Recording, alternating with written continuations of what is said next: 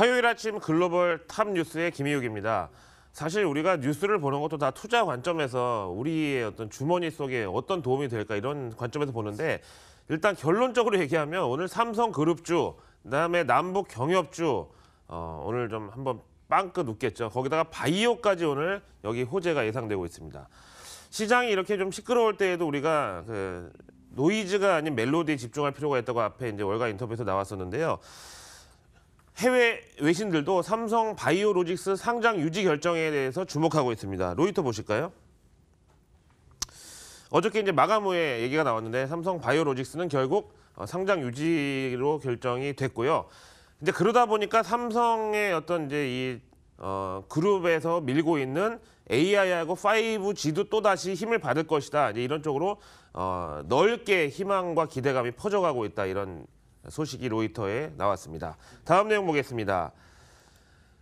사실 지금 모든 이런 시장의 혼란과 어떤 이제 잡음이 연준의 금리 인상에 대한 어떤 알러지 반응이라고 볼 수 있는데 내년에 연준의 금리 인상이 3번이다, 4번이다 이런 와중에 아예 한 번도 안 할 것이다. 내년 연준 금리 인상은 0번이다 이런 얘기가 나왔습니다. 이 사람은 헤지펀드 업계에서 순위가 포브스 기준으로 22위인 사람인데 이 사람이 오늘 연준이 내년에 금리 인상을 한 번도 못 할 것이다 이런 주장을 내놨습니다.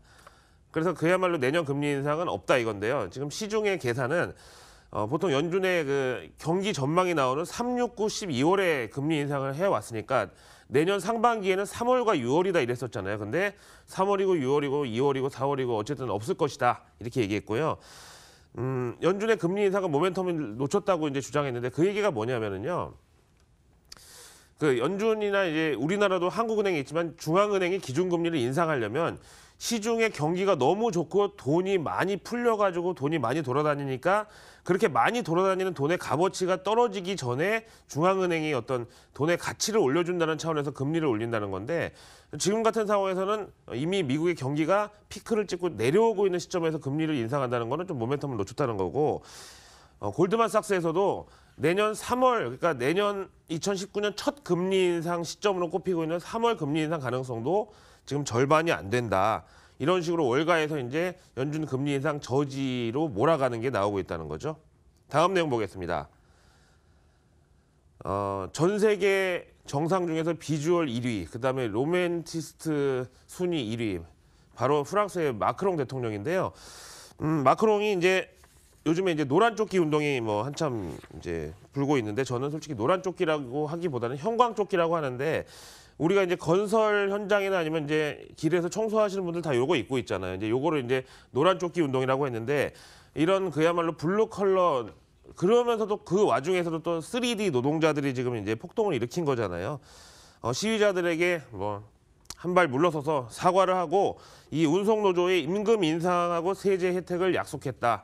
근데 이거는 솔직히 전 세계적으로 우리가 뭐 이 파퓰리즘이라고 욕할 게 아니라 프랑스 같은 이제 이런 뭐 사회 의식이나 시민 의식이 좀 발달해 있는 나라에서 이런 식의 흐름은 결국은 이제 우리도 생산이나 소득보다는 분배 위주, 그다음에 인권과 어떤 소외 계층을 챙기는 복지 위주 이제 이런 식의 어떤 글로벌리즘이 다 같이 이제 퍼질 그런 공산이 크다는 걸로 받아들여야 되겠죠.